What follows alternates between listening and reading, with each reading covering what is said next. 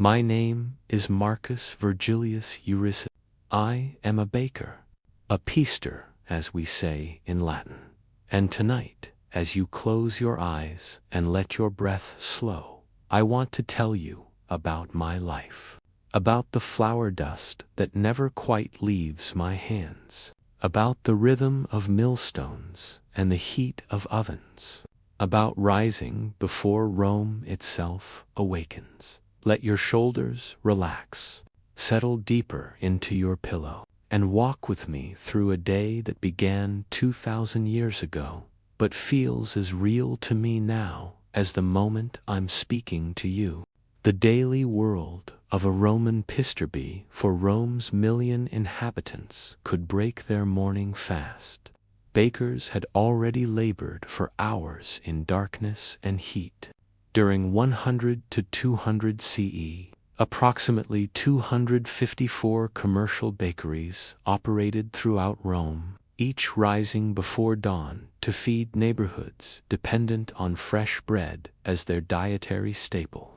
A baker's life meant rising at the 3rd or 4th hour before dawn, roughly 3 to 4 a.m., immediately firing wood-fueled ovens and preparing dough that had fermented through the night. The profession combined essential service with social stigma, back-breaking labor with surprising wealth, religious devotion with political power, creating one of Roman society's most fascinating contradictions. This was not leisurely craftwork. Bakers operated continuous industrial operations where enslaved workers, freedmen owners, blindfolded donkeys, and mechanical kneading machines produced hundreds of loaves daily. Martial, writing around 100 CE, referenced the constant nighttime sounds and smells emanating from bakeries, while Apuleius's 2nd century account described workers with skins striped with livid welts and eyes bleary from scorching heat. Yet successful bakers, like Marcus Vergilius Eurysaces, erected massive monuments celebrating their profession, and the Collegium Pastorum held unprecedented political influence. Archaeological evidence from Pompeii, where 35 bakeries served 12,000 residents, reveals the intricate technology, harsh working conditions, and sophisticated organization underlying Rome's bread supply. Pre-dawn rhythms and the baker's schedule. The baker's day began in profound darkness, hours before Rome's streets filled with morning traffic. Ovens operated nearly continuously, fired from dusk until dawn, according to textual and archaeological evidence, requiring bakers to work through night hours or rise extraordinarily early. The timeline structured itself around bread's essential freshness. Dough prepared the previous evening had fermented overnight using sourdough starters maintained for years, requiring immediate attention before dawn broke. The morning routine began with checking overnight fermentation dough that had been left to rise after final mixing the previous day. Bakers tested readiness by pressing fingers into the mass, feeling for the proper spring and texture. Meanwhile, ovens needed firing. Workers hauled vinewood and other fuel into the baking chamber, igniting fires directly on the brick floor. The heating process took significant time, as the entire domed structure needed to absorb heat before baking could begin. Temperature management happened through experience rather than thermometers. Bakers learned to judge oven readiness by holding hands near the opening, feeling the radiating heat on their faces, watching how quickly flour sprinkled on the floor, browned or burned, while ovens heated. The physical labor of kneading commenced. Commercial bakeries employed both mechanical kneading machines and manual techniques. The mechanical devices, documented at locations like the bakery of Papedius Priscus, consisted of stone basins with rotating wooden paddles powered by humans or animals turning a horizontal bar. These paddled dough using human or animal strength to power the motion. The rhythmic motion continued for 10 to 15 minutes per batch, transforming shaggy masses into cohesive, elastic dough. Workers found themselves humming or singing along with the rhythm to maintain pace and endure the repetitive strain. The physical demands were substantial. Even small batches created aches in shoulders and lower back from the milling and kneading. By first light, the crucial shaping began. The iconic panis quadratus round loaves with 8 wedges required precise technique. Workers weighed each portion at exactly 1.3 kilograms. For Roman librae, shaped the dough into smooth rounds, then used wooden tools to press 8 divisions, approximately 2/3 through the dough's depth. The characteristic horizontal groove around each loaf's waist came from wrapping twine twice around the midsection and tying a single knotted bow, using roughly 82 centimeters of string. This twine created the distinctive lateral indentation while preventing excessive spreading. During baking, loading the oven demanded speed and coordination. Once the fire had burned down and workers swept out coals and ashes, loaves went onto the hot floor using long wooden paddles. Each loaf baked approximately 30 to 60 minutes, depending on size, during which bakers monitored progress through visual cues, the development of a medium brown crust, the distinctive aroma of baking bread mixing with residual wood smoke. A bakery might bake 80 loaves simultaneously, as evidenced by the carbonized bread abandoned in Modestus's Pompeian oven when Vesuvius erupted. Multiple batches followed throughout the morning, using the oven's retained heat. The morning rush for customers began shortly after dawn. Romans purchased bread daily, since Mediterranean heat and lack of preservation methods meant bread grew stale within a day. Shop fronts tabernae featured counters facing streets where customers gathered, many bringing tesserae tokens proving eligibility for the grain dole. By mid-morning, the primary baking concluded, transitioning to deliveries, cleaning, receiving grain shipments, and preparing for the next cycle. Afternoons involved lighter tasks, maintaining equipment, feeding sourdough starters, beginning evening preparations. Yet true rest remained elusive. As dough needed attention at intervals, ovens required monitoring, and the next day's production cycle loomed. The alchemy of Roman bread making. Roman bread during 100–200 CE encompassed remarkable variety, each type reflecting social stratification through texture, color, and refinement. Panis plebeius coarse, black bread for the poor used flour containing significant bran content, creating dense, dark loaves with shorter shelf life but higher fiber content. This bread, also called panis rusticus or panis acerosus, provided the bulk of working-class sustenance. Pliny the Elder, writing in 77 CE, documented how different sieving processes determined bread quality. Coarser sieving left more bran, producing darker bread, while multiple sievings threw progressively finer screens created whiter flour. Panis secundarius represented the middle-tier second-quality white bread made from moderately refined flour. Suetonius noted this was Emperor Augustus's preferred bread, suggesting it balanced quality and accessibility. This medium-grade loaf suited the middling classes, made from flour, sifted to remove most but not all brands, offering refined taste without premium pricing.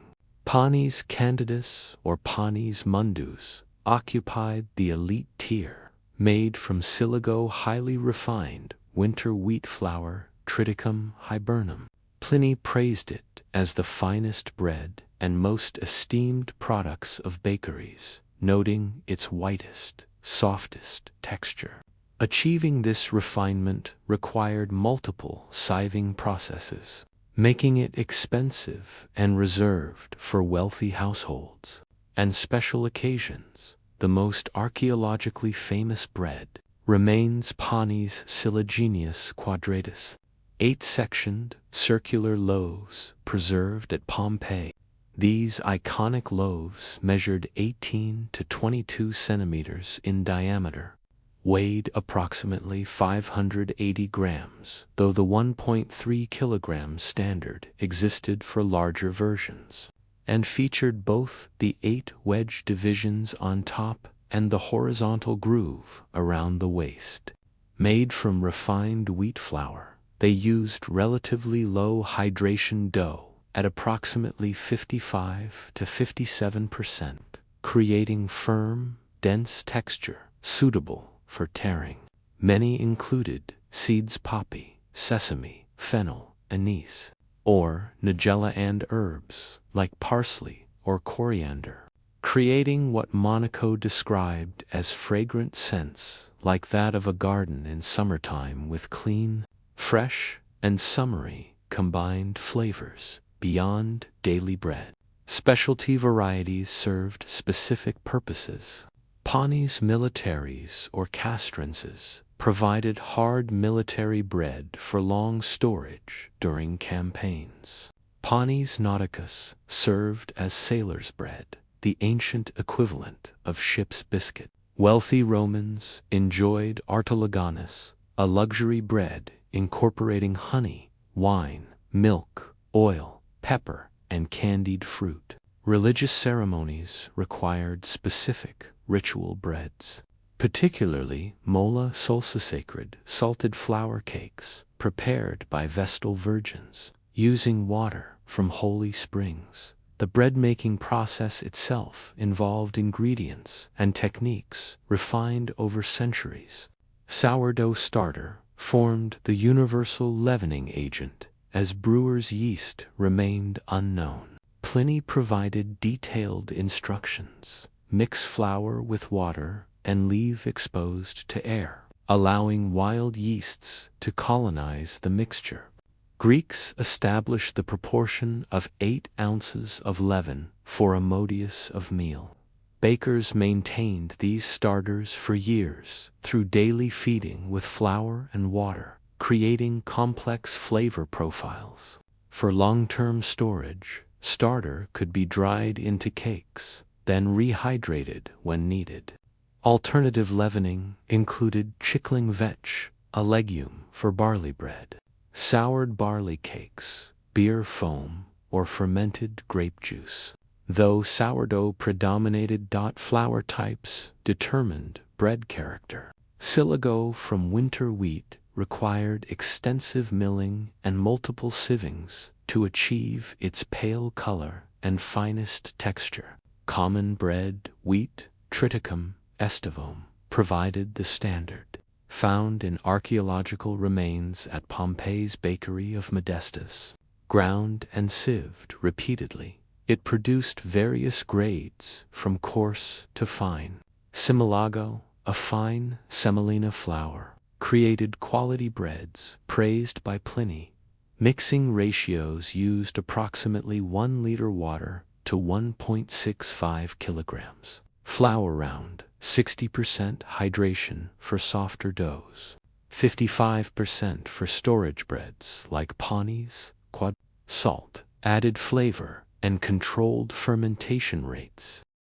The bread-making process itself involved ingredients and techniques refined over centuries.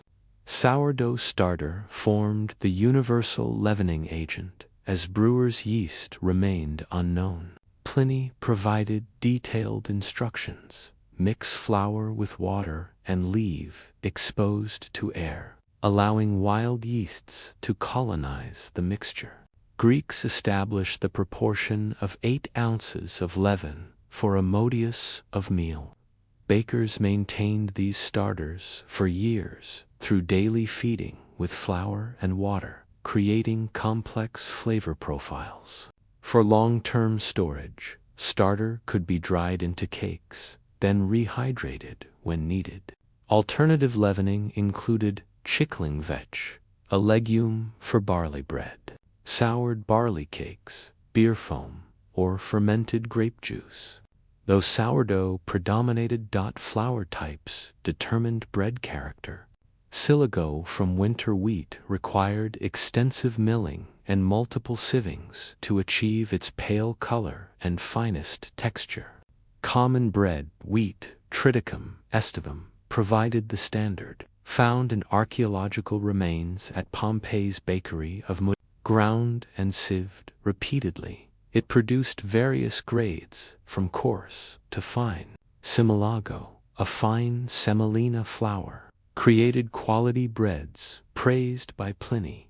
Mixing ratios used approximately 1 liter water to 1.65 kilograms. Flour around 60% hydration for softer doughs, 55% for storage breads, like Pani's quadra. Salt added flavor and controlled fermentation rates. The mixing and kneading transformed these ingredients into cohesive dough.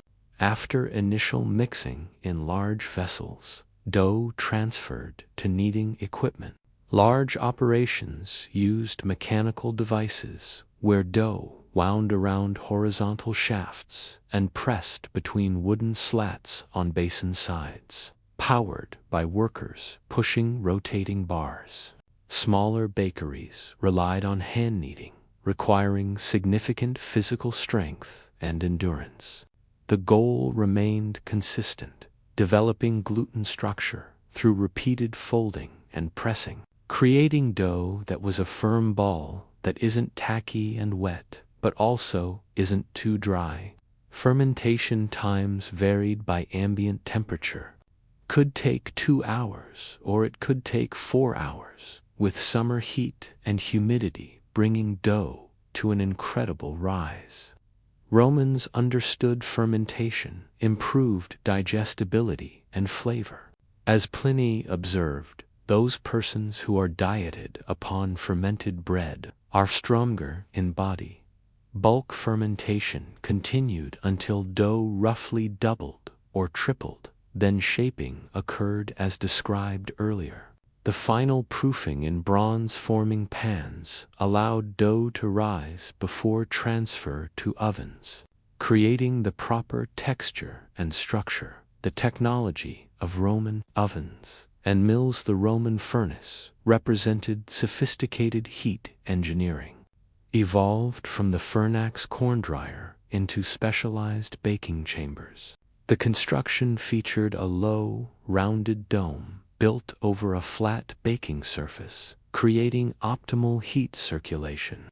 At Pompeii, the domes typically took beehive shapes, while Ostian ovens had interior diameters ranging from 3.5 to 5 meters. The dome itself was encased in massive brick structures, opus lateritium, using travertine, clay daub, or tufa blocks as insulation. This double-wall construction retained heat for hours, allowing sequential batching long after the fire had been removed. Fire occurred directly inside the baking chamber on the floor where bread would later sit. Workers burned vine wood, documented specifically for Pompeian bakeries, beech, ash, and various local tree species, depending on regional availability. Wood was virtually the only fuel source, since coal and peat remained mostly unknown in the Mediterranean.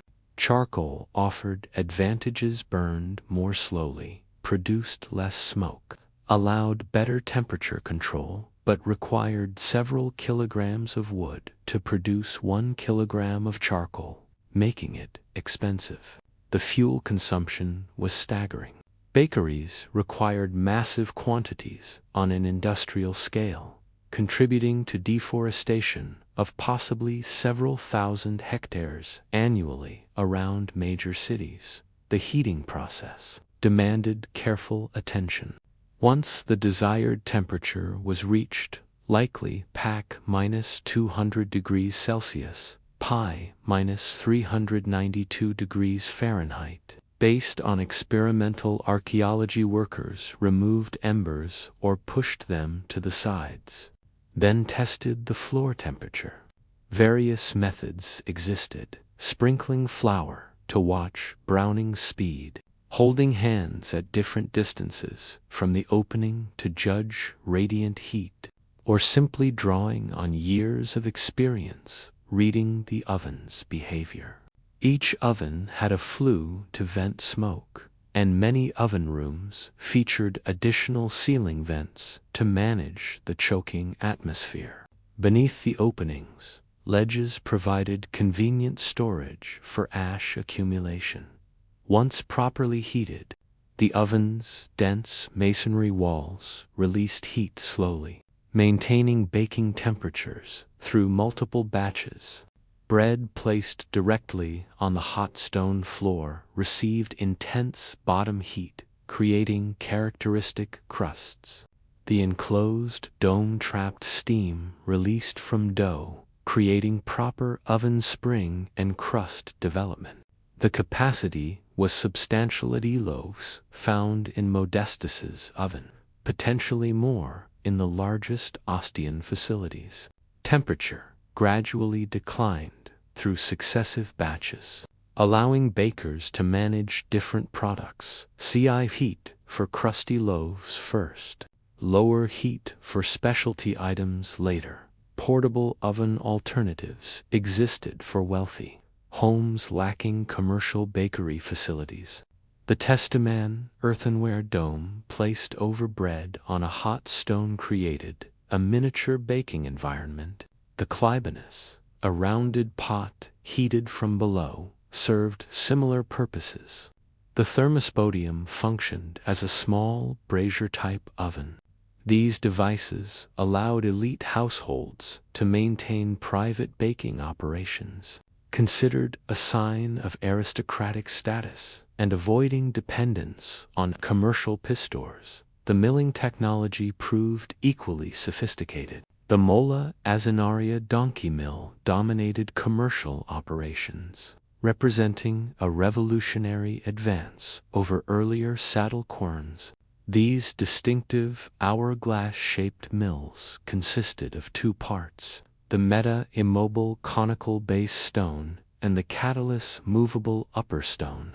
Both were made from porous volcanic lava, typically basalt from regions like the Eifel in Rhenish Prussia. The grinding surface's volcanic origin created effective grain crushing, while the porous nature prevented overheating. The catalyst stood approximately 5 to 6 feet, 1.5 to 1.8 meters tall, consisting of two hollow cones joined at the apex. A strong iron pivot projected from the meta's top, and the catalyst had a socket at its apex, suspending it on this pivot. Two wooden bars, mililia, inserted into square holes in the catalyst, allowed animals to turn the assembly. Typically to donkeys, horses, or mules, were harnessed to a wooden frame, walking in endless circles.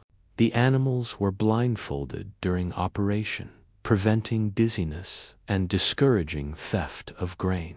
Their hooves wore distinctive semicircular indentations into the volcanic basalt pavement, still visible at Pompeii's bakeries.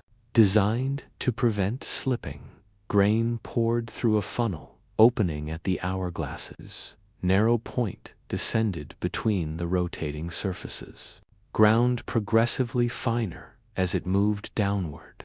Ground flour collected in a tray lamina or on lead sheets at the circular base. Maintaining precise distance between stones proved crucial to close and grain burned. Too far and excessive bran remained. Dosage cones inside the millstones controlled grain flow rates. A bell attached to the mechanism rang when the hopper emptied, alerting workers to refill. Specialist carpenters maintained these complex machines, adjusting critical tolerances and repairing worn components. Production capacity was impressive. A Pompeian millstone could supply approximately 90 people, while larger Ostian millstones served 150 to 300 people daily. Pompeii bakeries typically had 3 to 4 mills packed close together in dedicated milling rooms. Ostia bakeries averaged 9 millstones per facility, with more spacious arrangements. Later water-powered mills achieved even higher outputs, serving 320 to 690 people per stone. The continuous grinding created deafening noise, the constant scraping rumble of volcanic stone against stone, the rhythmic clatter of wooden frames, the hoofbeats of animals walking their prescribed paths hour after hour. Kneading machines complemented milling technology. Made of porous volcanic stones, these consisted of bowls with fixed blades inserted into the sides and rotating blades attached to a vertical bar. Workers pushed a horizontal bar to set the mixing device in motion. The largest operations, like Pappadius Priscus's bakery, featured industrial-scale machines with huge paddles capable of processing massive quantities simultaneously. This mechanization allowed commercial bakeries to achieve production volumes impossible through hand labor alone. The physical workspace organization reflected workflow optimization. Milling areas occupied separate rooms with volcanic basalt pavement floors to withstand constant animal traffic and heavy equipment. Kneading areas provided distinct spaces with mechanical or manual equipment. Baking areas housed ovens in well-ventilated rooms with flues and ceiling vents managing smoke and heat. Storage rooms held grain and finished products. Adjacent stables housed the animals, often including feeding troughs and sleeping spaces for workers. Some facilities included upper floors for grain storage, with wooden pipes leading to millstones below, allowing gravity-fed operation. The sensory environment of the bakery step into a Roman bakery during the pre-dawn shift, and the overwhelming sensation is flour dust. Fine particles hang in the air, visible in lamplight, settling on every surface. The volcanic stone mills create not just wheat flour, but abrasive stone dust mixing throughout, creating a gritty sensation. This dust coats skin, creating dry, chalky feeling on hands and forearms. It fills nostrils with each breath, settles in throat, causing periodic coughing, irritates eyes until they water. Workers' hair, clothing, and exposed skin wear a perpetual pale coating.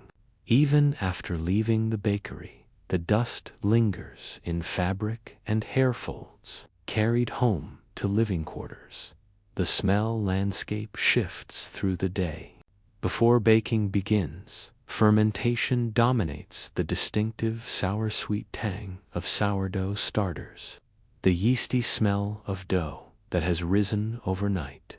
This scent intensifies near the kneading area, where fresh starters mix with flour and water. As ovens fire, wood smoke becomes the primary smell vine, wood creating slightly different character than beech or ash, but all producing that fundamental burned wood scent that permeates clothing and hair.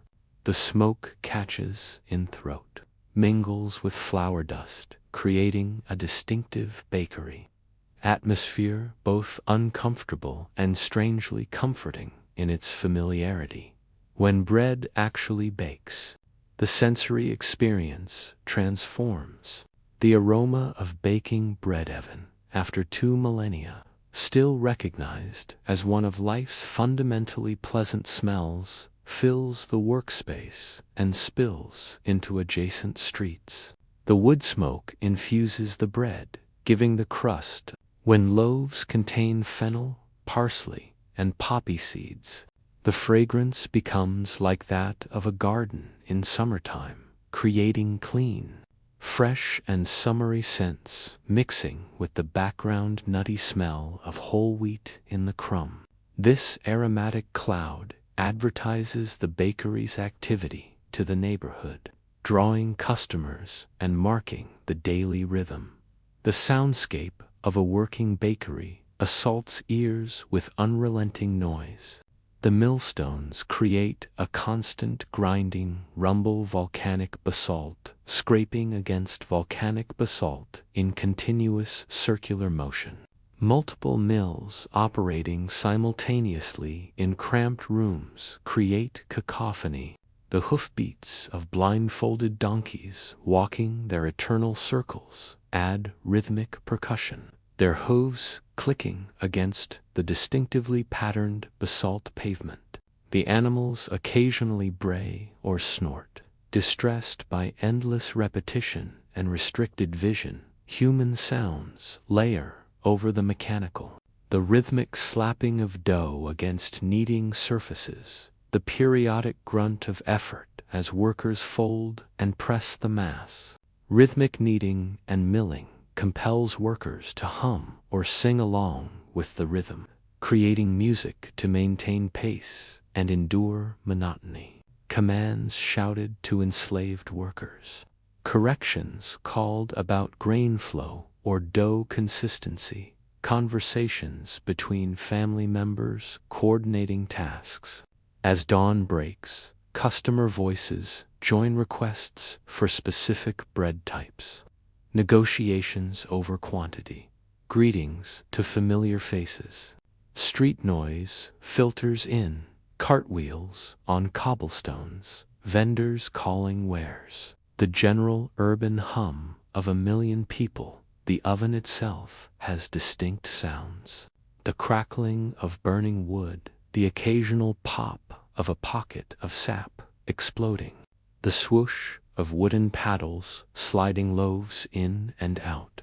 The scraping of tools removing ashes before baking. If one bends close to hear the faint hiss of steam escaping from baking bread. The solid thunk of the oven door closing to retain heat. The tactile experiences define the work. Dough begins as rough mixture of flour and water. The texture initially shaggy and uncooperative. As kneading progresses, it transforms, becoming smoother, more elastic, developing the characteristic spring that indicates proper gluten development. A firm ball that isn't tacky and wet, but also isn't too dry, feels distinctly different from modern hydration doughs. After rest periods, each stretch and fold reveals increased cohesion. Final shaping requires quick, confident movements, tucking sides under toward center to create smooth tops. The twine wrapped around loaves' waists embeds into rising dough during proofing, creating the characteristic groove. The oven heat provides the most intense physical sensation. Standing before the opened oven during loading or checking bread, the face and hands receive waves of radiant heat. It's genuinely uncomfortable, requiring speed and practice to avoid burns. The wooden paddles grow hot from repeated insertions. The entire baking area becomes oppressively warm, particularly in summer when ambient Mediterranean temperatures already soar. Workers experience heat exhaustion, faces flushed and sweat-soaked despite the pre-dawn start. Winter provides some relief, though the contrast between the cold pre-dawn and the oven's heat creates its own discomfort. The temperature variations structure the day. Pre-dawn cold in Mediterranean coastal regions like Campania makes those first hours genuinely chilly. Stone and brick spaces retaining nighttime temperature. As ovens fire and dawn arrives, warmth builds. By mid-morning, the workspace becomes hot. Multiple ovens radiating heat. Summer sun adding external warmth. The accumulated body heat of workers and animals. Confined spaces with limited ventilation trap this heat. The recent discovery of the bakery prison in Pompeii revealed how some operations lacked even street-level windows. With only high, barred openings for minimal light and air circulation, visual details paint the scene. Flour-covered hands and clothing mark every worker. The coarse-ground flour's visible texture registers prominently in dough and finished crumb. Work surfaces bear white tan dustings, constantly refreshed. As ovens open, the interior glow illuminates faces. Red and orange coals during heating. The more subtle radiance of hot brick during baking. Watching bread transform proves endlessly fascinating. Pale dough entering the expansion during initial oven spring. The gradual browning developing over 40 to 60 minutes to reach a medium brown tone. The characteristic 8 wedges and lateral groove of panis quadratus becoming more defined. The finished loaf emerges stunningly beautiful, with rich flavors and textured crumb. Light conditions shift dramatically. Pre-dawn work happens by lamplight. Toil lamps casting flickering shadows, making precision tasks difficult. As dawn arrives, natural light slowly illuminates the workspace through doorways and whatever windows exist. The oven fire itself provides working light during darker hours. The glow, both practical and atmospheric. In some bakeries, workers labored in spaces with small, barred windows high in the wall to let the light in, but no view of the outside world, creating claustrophobic dimness even during daytime. Smoke creates a visible atmosphere. Each oven has a flue-venting smoke, creating plumes rising from bakery roofs visible throughout neighborhoods. Inside, before proper venting, smoke accumulates near ceilings, requiring the ceiling vents common in oven rooms. The smoke deposits soot on dome interiors, creating the black oven terminology. Workers' clothing and skin take on smoky smell that becomes permanent, washed away only with difficulty at public baths, social worlds, and economic realities. The Roman baker occupied one of ancient society's most fascinating paradoxes, simultaneously essential and stigmatized, potentially wealthy yet socially constrained, politically influential but culturally denigrated. Cicero considered baking a lowly occupation, and Plautus, in his comedies, associated pistors with prostitutes.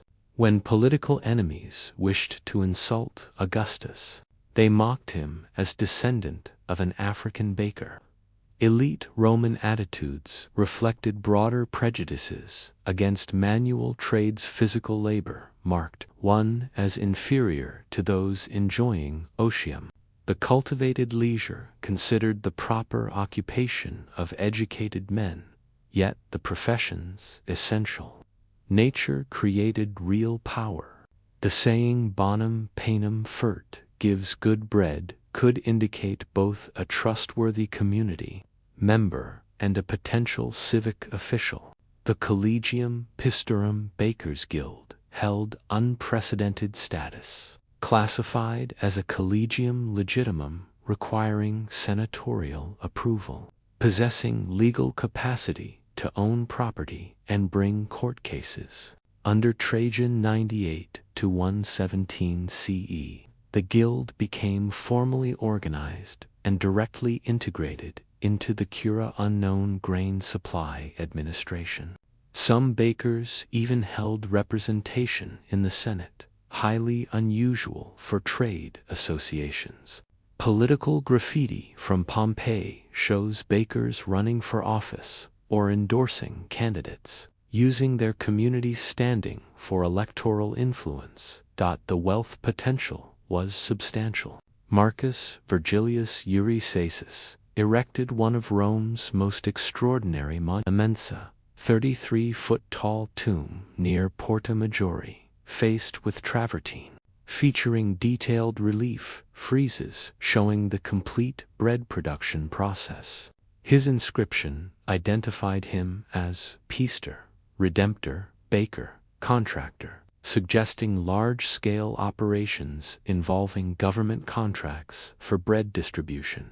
Diocletian's price edict from 301 CE indicates bakers earned 40 to 50 denarii per day, 160 to 200 sesterces.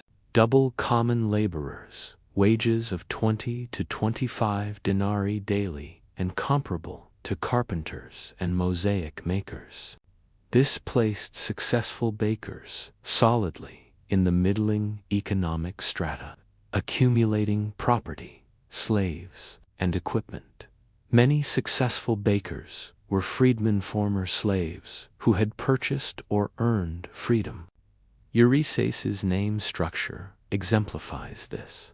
A Roman prenomen and nomen, likely his former owner's family name, combined with the Greek cognomen Eurysaces, his slave name, while additional evidence suggests Syrian Greek origin. Freedmen predominated in commercial baking because the profession required specialized skills learned during servitude, offered profitable opportunities, yet remained too vulgar for elite Romans who viewed commercial baking as beneath their status. This created perfect conditions for freedmen advancement. They possessed both technical expertise and motivation to establish independent businesses. The social mobility created tensions. Elite anxieties about dependency on pistis for daily bread supply manifested in negative stereotyping, perhaps serving to diminish bakers' social power and challenge to established hierarchies. Freedmen bakers' elaborate monuments, like Eurysaces' tomb, directly challenged social norms, celebrating work as the means of achieving freedom and establishing family histories for descendants. These displays proved particularly threatening because freedmen had no official lineage, making their nouveau rich status even more uncomfortable for traditional aristocracy. Daily customer interactions, structured neighborhood life. Archaeological evidence from Pompeii shows bakeries as ubiquitous fixtures of the urban landscape, integrated into residential areas with approximately 35 bakeries serving 12,000 residents. Roughly one bakery per 340 people. These neighborhood-based operations created ongoing relationships between bakers and customers. Many bakeries had shop fronts, tabernae, with counters facing streets for direct sales, while some featured separate street entrances for goods transport, suggesting delivery services. The customer base was economically diverse. Urban, poor, not qualifying for the grain dole, purchased bread directly at market rates. At 1st-2nd century prices of 2 asses per loaf, half a sestertius, a worker earning 3.3 sestertii daily, could afford basic sustenance but little more. Grain dole recipients, approximately 200,000 adult, male Roman citizens, on official rolls, brought tesserae tokens, proving entitlement.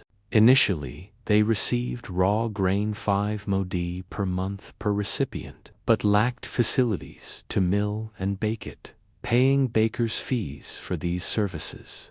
Under Septimius Severus 193 to 211 CE, distribution shifted from grain to bread, creating direct supply relationships between state and bakers.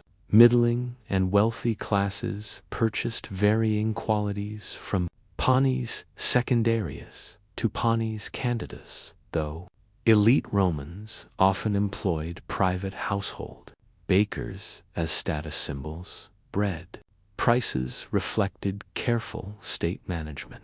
Specific evidence from 100–200 CE shows 2 asses per loaf graffiti from Pompeii, 1st century, approximately 0.5 sestertii for a 580-gram loaf. Romans consumed approximately 2 pounds 655 grams daily, meaning roughly 1.1 to 1.2 loaves per person per day, costing about 0.6 sestertii daily, approximately 24% of a common laborer's daily wage. Price fluctuations occurred seasonally. Harvest times brought lower prices. Geographically, urban Rome commanded higher prices than rural areas. And through political intervention, Nero temporarily lowered grain prices to 3 sestertii per modius after the 64 CE fire. Quality dramatically affected price. White bread made from refined flour cost significantly more than coarse whole wheat bread. The grain supply system operated on massive scale. Rome required an estimated 237,000 to 272,000 tons of grain annually to feed approximately 1 million residents. 3 primary provinces supplied this demand. Egypt, major supplier, with 9-day sailing time from Alexandria to Ostia. North Africa, Tunisia, Libya, Algeria regions, and Sicily, closest source, at 4 days sailing.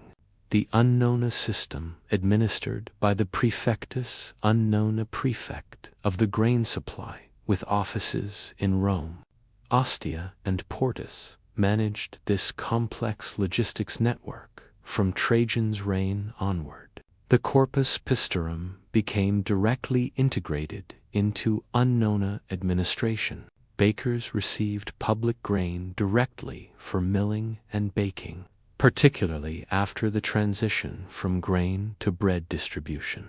This integration came with significant strings. Membership in the collegium became compulsory for those involved in public supply. Bakers' children were required to continue in the profession, and men marrying bakers' daughters had to join the guild. Property arrangements were severely restricted. Members could not sell, donate, or transfer communal property. Personal trade-acquired assets could only pass to children or nephews in the profession. Anyone acquiring baker's property automatically enrolled in the collegium. Even property unconnected to the profession passed to the community after the owner's death. These regulations created what scholars debate as increasingly compulsory organization. Some argue this hereditary system began under Trajan, while others date it later. But by 200 CE, the trajectory was clear. The state was binding bakers ever more tightly to their profession to ensure continuous bread supply. The privileges granted freedom from certain legal guardianships, property ownership rights, guild legal standing, came at the cost of freedom to exit the profession. Minor criminals were assigned to bakeries as punishment. Judges in Africa were summoned every 5 years specifically to condemn criminals to bakery work. Labor organization reflected this hierarchy. Large commercial bakeries like Eurysaces operations featured multiple millstones. Pompeii bakeries had up to 4 ostia facilities, averaged 9. Dedicated milling rooms separate from baking areas. Mechanical kneading equipment. Large brick ovens capable of 80 loaves per batch. Adjacent stables for donkeys, and separate storage and loading areas.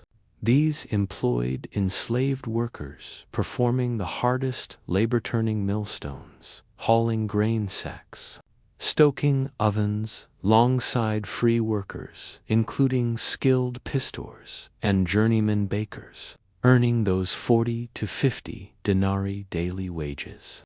Family members participated in management, sales, and skilled tasks. Medium independent bakeries, like most of the 35 Pompeian examples, operated at neighborhood scale with 1 to 2 millstones, attached living quarters for owner, family, and small workforces combining family members with slaves.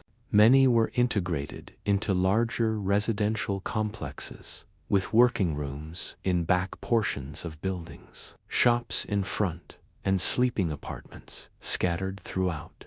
Some had no direct street access, only entry through house atriums, allowing owners to control worker movement, particularly important when those workers were enslaved or convicted criminals.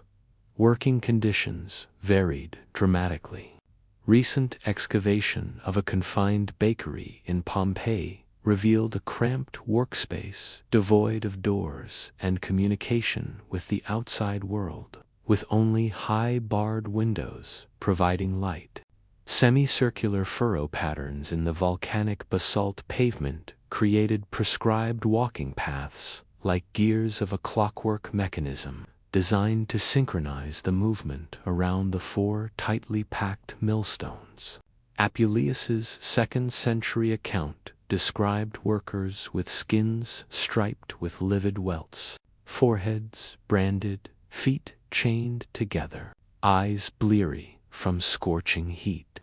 Donkeys walked in circles tirelessly for hours on end, rotating the cornstones, blindfolded and sometimes replaced by human slaves.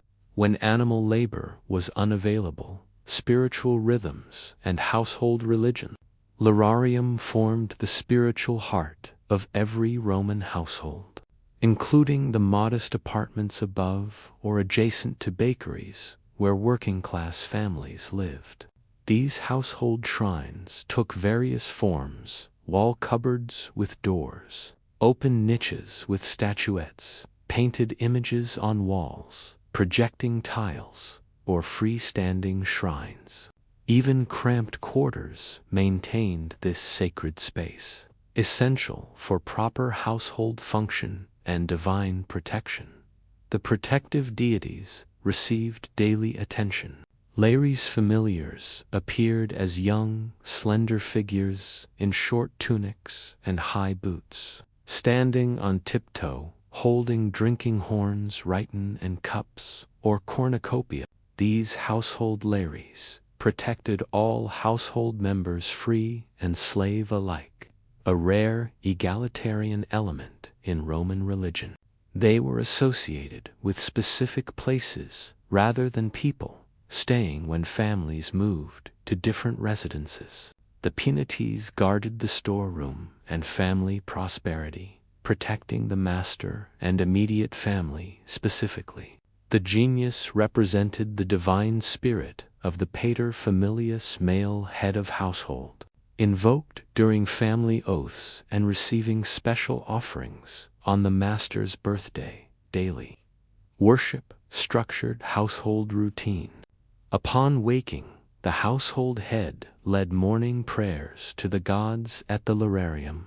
Before each meal, family members brought portions of food to the shrine small amounts placed on a plate, carried to the sacred fire with wine. Flour and salt were thrown into cooking fires daily, connecting sustenance, preparation to divine acknowledgement. A sacred lamp, Lucerna, burned continuously at the lararium maintained by the household's women. An incense burner, Turabulum, held hot coals for offerings, creating fragrant smoke, carrying prayers upward. Evening prayers occurred before retiring, bookending each day with sacred attention. For bakers specifically, the Vestalia festival, June 7th to 15th, held paramount importance. This honored Vesta, goddess of hearth and sacred fire, fundamentally connected to bread, since baking occurred in Vesta's sacred ashes in early Rome.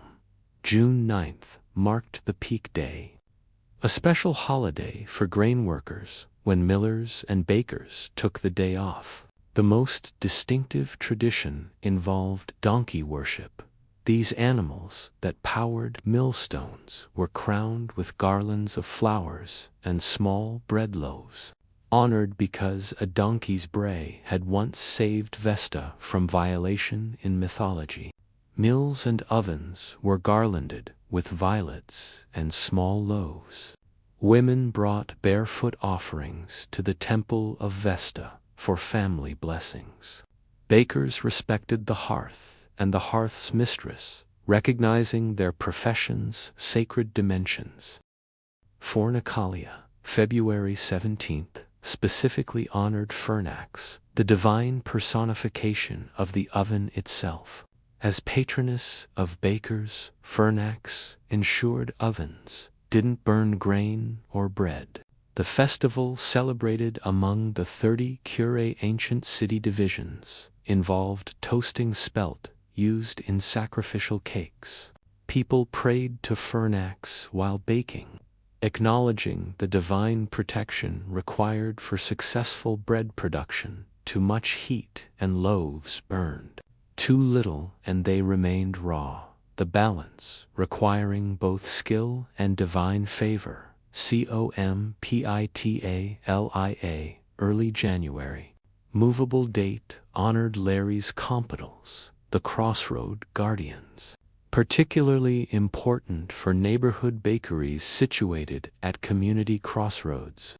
This festival notably included freedmen and slaves as cult officials, one of few religious contexts where social hierarchies loosened, given that many bakers were freedmen and their workforces included enslaved people.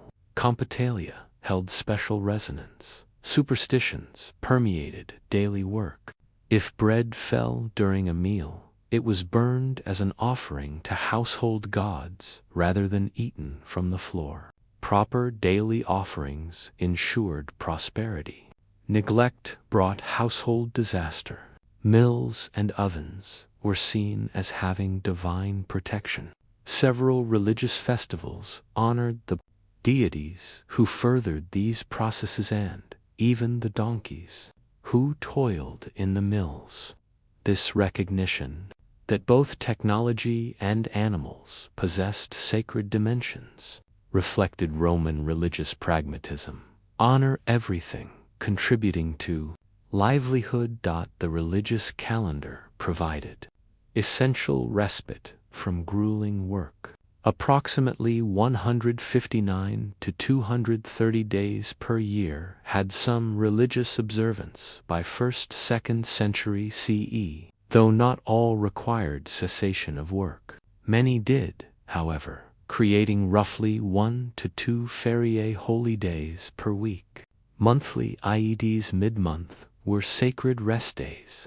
Major celebrations included Saturnalia, December 17th to 23rd. The winter festival, when most work suspended, role reversals occurred symbolically. Gambling became permitted, usually forbidden, and masters ceremonially served slaves. These festivals were not luxuries, but necessities, the hard labor of bakery work, required genuine recovery time. Public entertainment accompanied many festivals. Ludi games, including gladiatorial contests and chariot races at the Circus Maximus, provided free attendance for all classes, government-funded for social control. Theatrical performances, animal hunts, venations featuring exotic beasts, and religious processions with musicians and garlands created the circenses of Panem, e.t. circenses, for working-class Romans who lacked the private dinner parties, literature, readings, and home theater of the wealthy. These public entertainments formed the primary leisure activities. Public baths, thermae, served as crucial social venues beyond mere hygiene. Even working-class Romans could attend, with entrance fees minimal or free on holidays. The facilities included hot rooms, caldarium, warm rooms, tepidarium, cold rooms, frigidarium, and swimming pools. Activities extended beyond bathing to exercise, ball games, and socializing. Most Romans attended once or twice weekly, combining cleaning impossible in cramped apartments without running water with community interaction. Some baths had different hours for men and women. Others featured segregated spaces.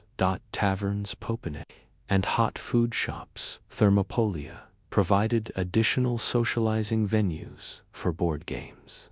Dice games, gambling technically illegal but common. Wine drinking always diluted with water and conversation. Walking in public spaces, forums, porticos, gardens cost nothing. Simple family gatherings for shared meals and storytelling maintained kinship bonds. Neighborhood socializing at street corners, markets, and fountains created the social fabric of urban life. Attending temple rites and sacrifices combined religious duty with community participation, living above the shopmost. Bakers lived in insulae apartment buildings that defined Roman urban working-class housing. By 150 BCE, over 46,000 insulae existed throughout Rome, 5 to 7 stories tall, with upper floors more cramped and cheaper. Working-class families typically occupied a single room or small apartment, paying rent weekly or daily, constantly fearing eviction. Bakers fortunate enough to own their buildings or occupy integrated bakery residences enjoyed more security but still faced cramped quarters. The typical layout placed ground floor bakery operations, facing the street with counters for sales, behind which lay milling areas with donkey-powered mills and large brick ovens. Family living quarters occupied upper floors or back rooms directly adjacent to the workspace. This arrangement offered advantages: no commute, the ability to guard stock and equipment, convenience as family could assist with early morning baking, and potentially lower rent if the baker owned the building. The disadvantages proved substantial: constant noise from millstones grinding and ovens roaring, oppressive heat from baking operations, flour dust permeating living spaces, causing respiratory issues, high fire danger, a major terror for insulae residents, pervasive smells of smoke and fermented dough, and complete lack of privacy as business and domestic life merged inseparably. Living quarters themselves were sparse. Furnishings included beds with wool mattresses on wooden slats or ropes, small wooden tables and stools, a storage cupboard for clothes and personal items, a cooking brazier using coal or charcoal, and simple clay or wooden dishware and cups. Women maintained woolworking equipment spindles and small looms for producing family clothing. The Lararium shrine, though small, commanded prominent placement as the household's spiritual center. Work equipment often invaded living areas, flour sacks stored near sleeping spaces, small hand mills kept for emergencies, baskets for bread delivery stacked in corners. Sanitation and hygiene presented constant challenges. No running water existed on upper floors. Water had to be carried daily from public fountains, used sparingly for cooking and cleaning. Bathing happened at public baths, never at home. No private latrines served most apartments. Families used public toilets or chamber pots emptied into the street. Refuse was dumped in streets or carried to collection points, creating terrible stench and disease risk. With upper floor residents most affected by the accumulated waste below. Family structure centered on paterfamilias authority. The male household head exercised absolute legal power over the family, led household religious rites daily, and made all major decisions. By 100 to 200 CE, extreme patriarchal powers were diminishing, but the structure remained. The mater familia's wife ran the household, despite lacking legal authority, managing the family budget, supervising food preparation, and playing a key role in bakery operations. Wives often helped with bread preparation, especially specialty items like cakes, sold bread at shop counters, while husbands managed ovens and mills, and taught daughters household and business skills. Children's participation began young. Sons started helping at ages 7 to 8, carrying flour sacks and cleaning ovens. From 10 to 14, they entered formal apprenticeship periods, learning milling, dough preparation, and oven management. By teenage years, full participation was expected. Sons inherited and continued family bakeries, receiving basic education in reading, writing, and arithmetic for business if families could afford it. They wore bula protective amulets until coming uvech ceremonies at 14-16. Daughters helped with household baking, learned to prepare special breads and cakes, assisted mothers at shop counters, and learned spinning and weaving for family clothing. Marriage occurred young, 14 to 18 years old, often arranged with other bakers. Sons to maintain business connections. Multi-generational households where common grandparents lived with families, helped with childcare, and assisted with lighter tasks like measuring ingredients or watching the shop. The cramped quarters housed multiple generations, sharing single rooms or small apartments. Family ties proved extremely strong as the fundamental social unit throughout the empire, providing mutual support essential for survival. Apprentices beyond family young. Boys learning the trade lived with baker families, working in exchange for training, room, and board. These might be nephews, neighbors, sons, or formally hired apprentices, expected to work 3 to 7 years before starting their own bakeries or becoming journeymen. Enslaved workers performed the hardest labor, turning millstones, hauling grain sacks, stoking ovens. It was a common practice to use slaves or criminals as workers in bakeries. Treatment varied. Some were included in household worship, since lares protected slaves too, while others faced purely exploitative conditions. Skilled enslaved bakers existed, and manumission freedom was possible, with some freed slaves continuing to work in bakeries as employees or starting their own operations. Breads, cultural power bread, represented far more than nutrition. It embodied civilization itself, political stability, religious devotion, and the social contract between rulers and citizens. Romans consumed bread at every meal.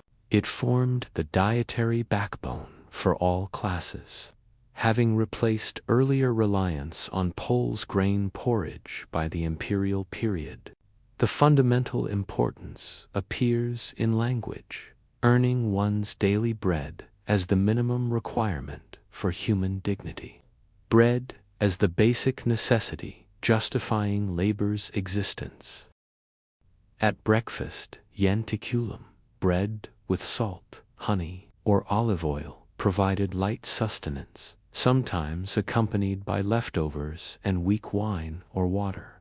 Lunch prandium remained modest bread with cheese, olives, perhaps some fish. Dinner, cena, the main meal, in late afternoon, 4 to 6 p.m., featured bread accompanied by vegetables, beans, cheese, and occasionally meat after religious sacrifices or on special occasions. Working-class diet centered on bread with olive oil, salt, cheese, beans, lentils, and vegetables like turnips, beets, parsnips, carrots, and onions. Garum fermented fish sauce served as universal seasoning, adding flavor to simple bread meals. Small fish appeared occasionally. Butcher's meat remained rare and expensive for common people. Diluted wine was accessible even to the poor who could obtain water at public fountains. The phrase panem, et, churchenses, bread and circuses, from Juvenal's satire captured bread's political dimensions. Emperors used grain and bread distribution to maintain public order and loyalty. Bread represented state obligation to feed citizens, a political tool for gaining support and preventing unrest. Disruptions in supply caused political crises, riots, and regime changes. The praefectus unknown grain prefect held a prestigious office demonstrating state commitment. Successful bread supply equaled successful emperor. Augustus, Trajan, and Severus all enhanced distribution systems to boost popularity. Building grain warehouses and regulating bakeries were presented as expressions of imperial care. Bread quality immediately communicated social status. White bread panes, silenius, made from refined wheat flour, marked elite status. Brown or darker bread panes, plebeius, indicated working-class position, made from coarser grain with more bran. The darkest bread belonged to the poorest peasants, barely edible. Juvenal satirized class divisions in his description of hard, moldy bread served two lower-class guests, while the host enjoyed soft white bread. The type of bread one consumed was instantly legible as social positioning, not subtle, but blatant stratification displayed at every meal. Religious and ritual dimensions pervaded bread production and consumption.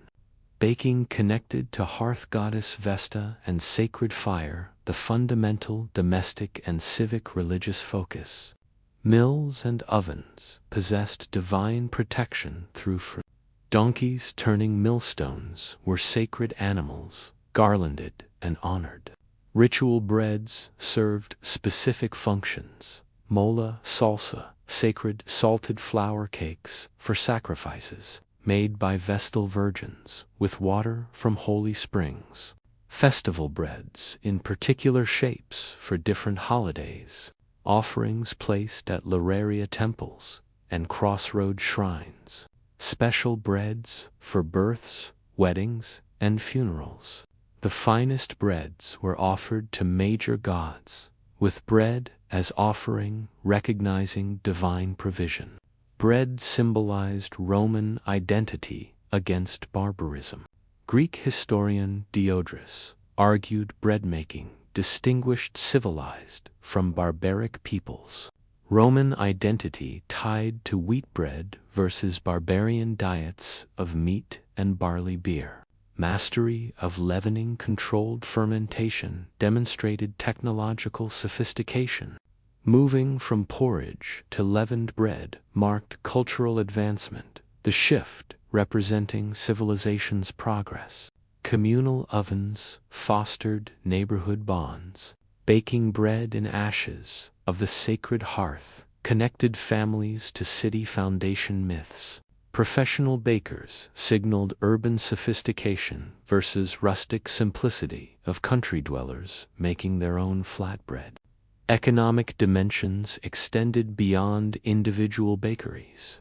The grain trade was the largest commerce in the empire. Bread supply logistics drove shipping networks, road systems, warehouse construction, and administrative development. Entire provinces, Egypt, North Africa, Sicily, structured their economies around grain export to Rome. The eventual loss of grain provinces to Vandals around 439 CE devastated the Western Empire, demonstrating how fundamental bread supply was to imperial survival. Within cities, successful bakers accumulated substantial wealth, though paradoxically remained somewhat denigrated despite their economic success. The tension between necessity, everyone needed bread, and status, physical labor, was servile, created the ambiguous social position pistors occupied. Philosophical meaning emerged from daily experience.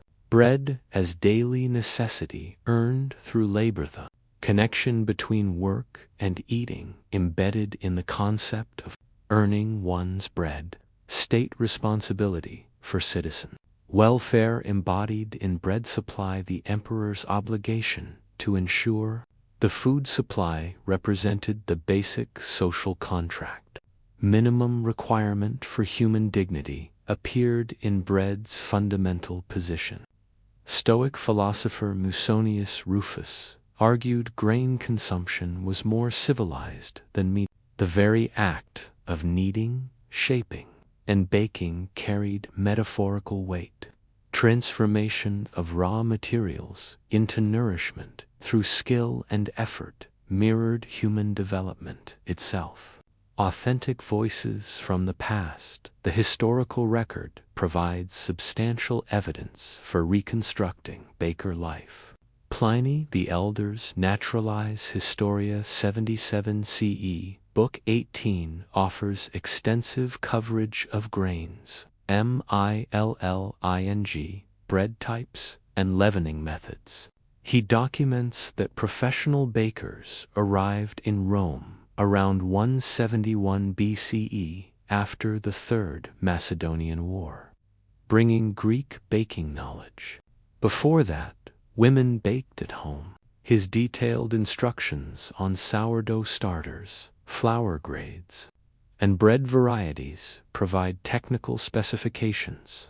The Greeks have established a rule that for a modius of meal, 8 ounces of leaven is enough. He notes various bread types, characteristics, and observes, those persons who are dieted upon fermented bread are stronger in body. Martial's epigrams, late 1st century CE, reference bakers' nightwork, noting sounds and smells emanating from bakeries during dark hours. Juvenile's satires, c. 100 CE, satirize class divisions reflected in bread quality and introduced the famous Penemy qui Churchenses phrase. Suetonius's biographies, c.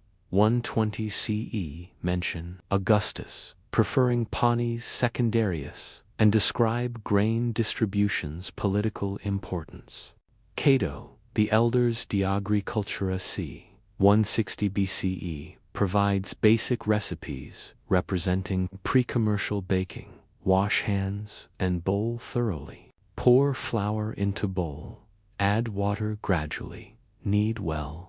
When well kneaded, roll out and bake under earthenware lid. Archaeological evidence from Pompeii provides unparalleled preservation. The 79 CE eruption froze 35 commercial bakeries in operation, including 81 carbonized loaves in the bakery of Modestus, demonstrating high production volumes. These loaves preserve precise details: circular shape divided into 8 segments, diameter approximately 20 centimeters, average weight 580 grams. The survival of complete bakery facilities, volcanic basalt floors with semicircular indentations from donkey hoofprints, intact millstones and ovens, storage rooms, adjacent stable cells, detailed reconstruction of workflows and spatial organization. The tomb of Marcus Vergilius Eurysaces, 502 BCE, near Porta Maggiore, features detailed relief friezes showing the complete bread production process, delivery and weighing of grain, grinding and sifting of flour, mixing and kneading of dough, forming loaves, baking in domed ovens, stacking in baskets, and weighing finished products. His inscription declares, Est hoc monumentiv Marseilla Vergilius Eurysaces Pistoris Redemptoris apparat. This is the monument of Marcus Vergilius Eurysaces, baker, contractor. It's obvious. The monument's prominence and elaboration demonstrate the wealth successful bakers could accumulate and their desire to celebrate their profession despite social stigma. Inscriptions provide glimpses of daily life. Corpus Pistorum Guild inscriptions show organized trade associations. Individual baker epitaphs and monuments celebrate their work. Graffiti from Pompeii records bread prices to asses and political endorsements by bakers. The saying bonum panem fert gives good bread indicated both product quality and civic trustworthiness. Electoral campaign inscriptions near bakeries show bakers' political engagement. Sotericus asks to choose Alus Tribi as an Aedilus. Recent archaeological discoveries continue revealing details. Excavation of a confined bakery in Pompeii's Regio X, Insula 10, exposed a cramped workspace with no doors or outside communication, small barred windows high on walls, and floor indentations coordinating blindfolded donkeys' movement in such confined space that 2 animals could not pass simultaneously. This discovery confirms literary accounts of harsh conditions and forced labor.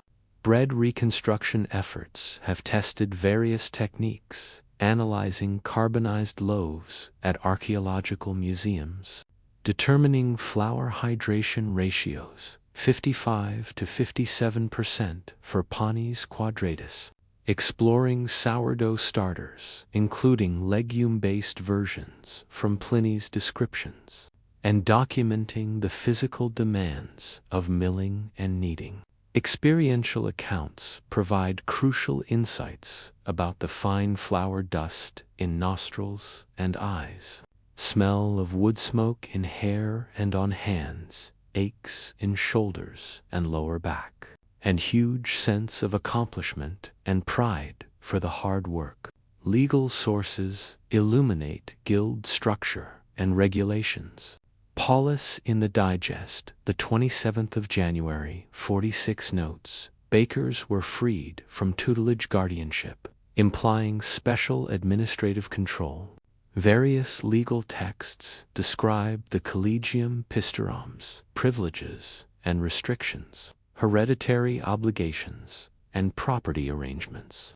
These reveal the increasingly compulsory nature of the profession necessary for state food supply but constraining individual freedom. Ostia Antiqa provides comparative evidence of larger-scale operations. Multiple bakeries identified in the 1980s, 1990s show facilities, averaging 6401525 square meters ground floor area with 9 millstones per facility, much larger than Pompeian counterparts.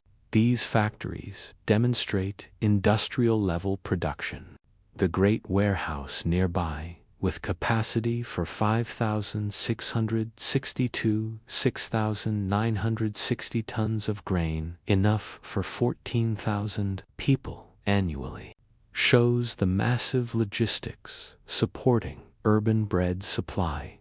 The convergence of literary sources, archaeological remains, inscriptions, legal texts, and experimental reconstruction creates a detailed picture of Roman baker life during 100 to 200 CE, a world of pre-dawn labor, volcanic stone mills, wood-fired ovens, flour, dust, sacred donkeys, household gods, guild politics, social stigma, and the profound cultural weight of providing Rome's daily bread. You've just spent time with a Roman baker from 2,000 years ago. Which historical profession should we explore next? Comment your requests below. And if this helped you relax or sleep, subscribe so you never miss a journey into the past. Sweet dreams, time traveler.